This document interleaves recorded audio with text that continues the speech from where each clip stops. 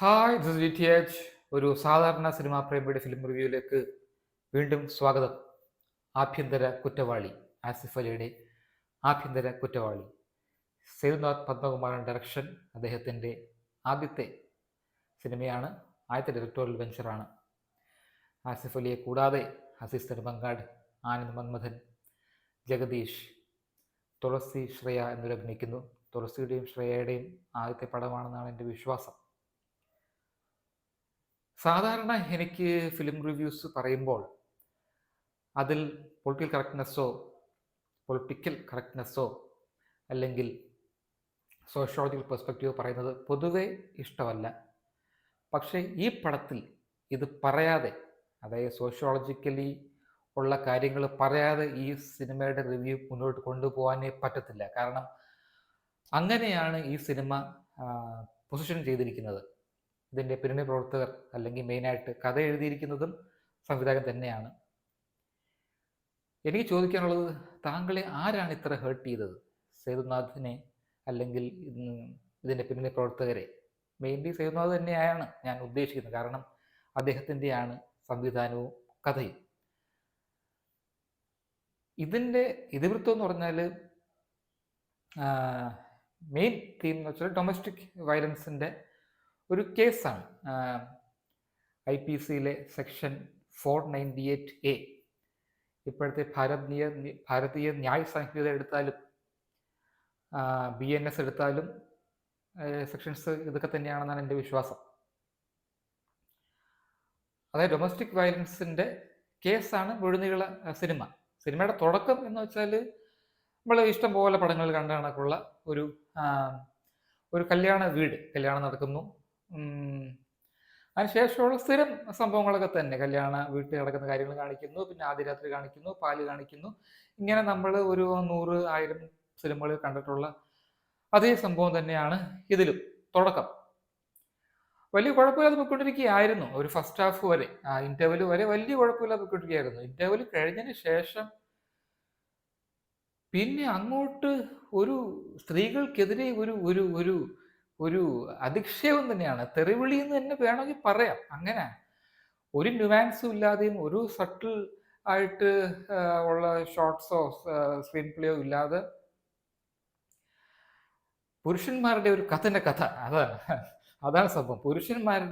പുരുഷന്മാരിങ്ങനെ വേദനിക്കുന്ന ഒരു ഒരു ഒരു സിനിമയാണ് ഉടനീളം. അതായത് ഈ ലോകത്തിൽ ഒരു ഭൂരിഭാഗം ഇന്ത്യയിലാണെങ്കിലും ലോകത്താണെങ്കിലും ഭൂരിഭാഗം ക്രൈംസും ചെയ്യുന്നത് ആണുങ്ങളാണ്. ഞാൻ ഉൾപ്പെടെ ഉള്ള ആൺവർഗം തന്നെയാണ് കൂടുതലും ക്രൈംസും പ്രത്യേകിച്ച് ഇന്ത്യയിൽ ചെയ്യുന്നത്. ഇന്ത്യയിൽ നല്ല ഗ്ലോബലി അങ്ങനെ ഡേറ്റ അങ്ങനെ തന്നെയാണ് കാണിക്കുന്നത്. അതുകൊണ്ടാണ് പലപ്പോഴും സ്ത്രീകൾക്ക് വേണ്ടുന്ന പരിരക്ഷ കിട്ടാൻ വേണ്ടിയിട്ടാണ് പലപ്പോഴും അങ്ങനെയുള്ള നിയമങ്ങൾ പണ്ട് വന്നത്. ശരിയായിരിക്കാം, ഒരു നൂറ്റാണ്ട് മുമ്പേ ആയിരിക്കാം, അങ്ങനെ ഒരു അല്ലെങ്കിൽ 1.5 നൂറ്റാണ്ട് മുമ്പായിരിക്കാം ഇങ്ങനെയുള്ള നിയമങ്ങൾ കൊളോണിയലിസത്തിലൂടെയൊക്കെ വന്നത്. ഇന്ത്യയിലും കൊളോണിയൽ കൺട്രീസിലൊക്കെ വന്നത്, കോളനീസിൽ വന്നത് അങ്ങനെ തന്നെ ആയിരിക്കും. ശരി, ഓക്കെ, സമ്മതിച്ചു. നൂറ്റാണ്ട് മുമ്പേയൊക്കെ ആയിരിക്കും, പഴകിയ നിയമങ്ങളായിരിക്കാം. പക്ഷേ ഇപ്പോഴും അതിൻ്റെ റെലവൻസ് എന്തെന്ന് വെച്ചാൽ ഇപ്പോഴും സ്ത്രീകൾക്കെതിരെയുള്ള ഞാൻ ചിരിക്കുന്ന വേറൊന്നും കൊണ്ടല്ല, ഞാൻ ഈ സിനിമയെക്കുറിച്ച് ഓർത്തിട്ടാണ്, വേറൊന്നും കൊണ്ടല്ല. ഈ സ്ത്രീകൾക്കെതിരെയുള്ള അതിക്രമങ്ങൾ ഇപ്പോഴും തുടരുന്നതുകൊണ്ടാണ് ഈ നിയമങ്ങൾക്ക് ഇപ്പോഴും പ്രസക്തി ഉള്ളത്.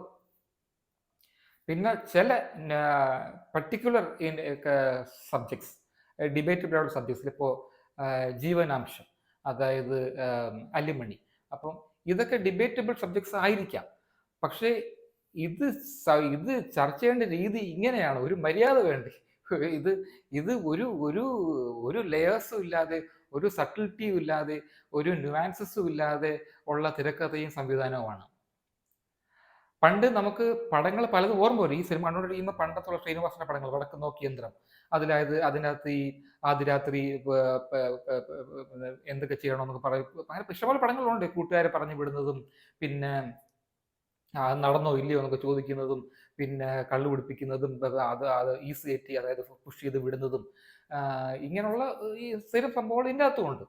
ഇതിനകത്ത് അസീസിൻ്റെയും നമ്മുടെ ആനന്ദ് മൻമഥന്റെയും മെയിൻ പരിപാടി വെള്ളവടിയാണ്. വെള്ളവടിയും ടച്ചിങ് സോപ്പിക്കലും. ടച്ചിങ് സോപ്പിക്കലും വെള്ളവടിയുമാണ് ഇതിൻ്റെ അകത്ത് പുള്ളി ഇവർ രണ്ടുപേരുടെയും മെയിൻ തൊഴിൽ. ഇവരുടെ തൊഴിൽ കാണിക്കുന്നുണ്ട്. ഒരാൾ ആംബുലൻസ് ഡ്രൈവറാണ്, ഒരാൾ സോഡയല്ലേ സോഡയൊക്കെ ഉണ്ടാക്കുന്ന അല്ലെങ്കിൽ ജ്യൂസസ് ഒക്കെ ഫ്രൂട്ട് ഈ ബോട്ടിൽ ഡ്രിങ്ക്സ് ബെവറേജസ് ഉണ്ടാക്കുന്ന ആളാണ് എന്നൊക്കെ കാണിക്കുന്നെങ്കിലും മെയിൻ സംഭവം ആസിഫയുടെ കൂടെ വരുമ്പോൾ ഇവരുടെ മെയിൻ സംഭവം വെച്ചാൽ വെള്ളം അടിക്കുക, വെള്ളം അടുപ്പിക്കുക, പിന്നെ ടച്ചിങ്സ് റെഡിയാക്കി എടുക്കുക. ഇതാണ് ഇവരുടെ മെയിൻ പരിപാടി. എന്ത് സംഭവം ഉണ്ടായാലും ഇതാണ് ഇവരുടെ മെയിൻ പരിപാടി. ഇതൊന്നും കുഴപ്പങ്ങളല്ല. താരതമ്യേന ഈ സിനിമയിലെ കുഴപ്പങ്ങൾ വെച്ച് നോക്കുമ്പോൾ ഇതൊന്നും ഒരു കുഴപ്പങ്ങളല്ല. പക്ഷെ ഇത് റെപ്പിറ്റേറ്റീവ് ആണ്. അത് മാത്രമല്ല നമുക്കൊരു പലപ്പോഴും അവജ്ഞ ഉണ്ടാക്കുന്ന രീതിയിലുള്ള സീൻസും ഡിസ്പ്ലേയും ഡയലോഗ്സും ഒക്കെയാണ്. അതായത് ഒരു ഒരു ഒരു ഒരു സംഭവം, ഒരു സാമൂഹികമായ ഒരു സംഭവം നമ്മൾ അവതരിപ്പിക്കുമ്പോൾ, അതായത് ഓക്കെ നിങ്ങൾക്ക് വേണമെങ്കിൽ ഒരു പുരുഷപക്ഷ സിനിമ എടുക്കാം, ഫൈൻ. ഇപ്പം സ്ത്രീപക്ഷ സിനിമ എടുക്കുന്നതാണെങ്കിൽ പുരുഷപക്ഷ സിനിമ നമുക്ക് എടുക്കാം എന്ന് വെച്ചോളൂ. നിങ്ങൾക്ക് അവർക്ക് എടുക്കണമെന്നുണ്ടെങ്കിൽ എടുത്തോളൂ. പുരുഷ സിനിമകൾക്കോ പുരുഷ ഡോമിനേറ്റഡ് സിനിമകൾക്കോ പുരുഷപക്ഷ സിനിമകൾക്കോ കുറവുണ്ടായിട്ടല്ല.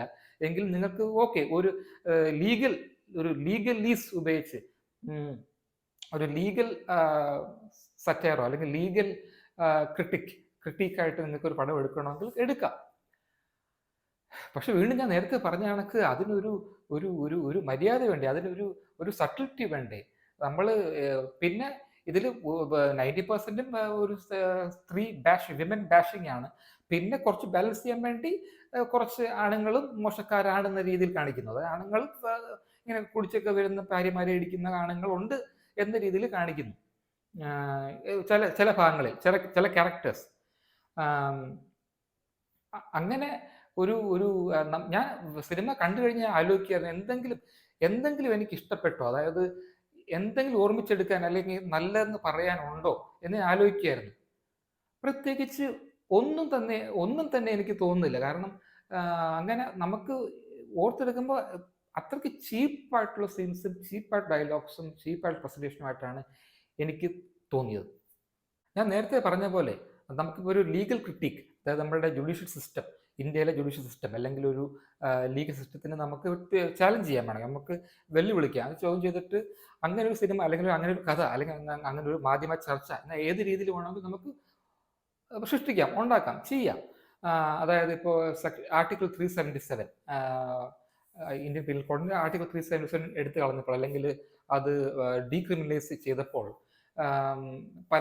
അല്ലെങ്കിൽ ഭാരതീയ ന്യായ സംഹിത പുതിയതായിട്ട് വന്നപ്പോൾ ഈ മെന്നിനെതിരെയുള്ള സെക്ഷൽ ഹരാസ്മെന്റ് അല്ലെങ്കിൽ ട്രാൻസ് മെന്നിനെതിരെയുള്ള സെക്ഷൽ ഹരാസ്മെന്റ് അതിനൊക്കെയുള്ള ഒരു പ്രൊവിഷൻ ഇല്ലാതായിപ്പോയി എന്നൊക്കെ ഞാൻ വായിച്ചിട്ടുണ്ട്. എൻ്റെ ഓർമ്മയെന്ന് പറയണം, അല്ലെങ്കിൽ എൻ്റെ ഒരു ലിമിറ്റഡ് ലീഗൽ നോളജ് വെച്ച് പറയുകയാണ്. അപ്പൊ അങ്ങനെയുള്ള വിഷയങ്ങൾ അങ്ങനെയുള്ള ലേഖനങ്ങൾ നമുക്ക് വായിക്കാം, അങ്ങനെയുള്ള ലേഖനം നമുക്ക് എഴുതാം, അല്ലെങ്കിൽ അങ്ങനെയുള്ള കഥകൾ നമുക്ക് സിനിമയിലൂടെ അവതരിപ്പിക്കാം. പക്ഷെ വീണ്ടും അതിനൊരു ഫിനസ് വേണ്ടേ, ഇത് ശരിക്കും എനിക്ക് തോന്നുന്നത് വെച്ചാൽ ഇതിന്റെ പിന്നണി പ്രവർത്തകർ ആരോ ഹേർട്ട് ചെയ്തു, ഏതോ സ്ത്രീ ഹേർട്ട് ചെയ്തു. അങ്ങനെ ഇപ്പോൾ ഇനിയിപ്പോ സ്ത്രീകൾക്കെതിരെ ഇറങ്ങി തിരിക്കാം.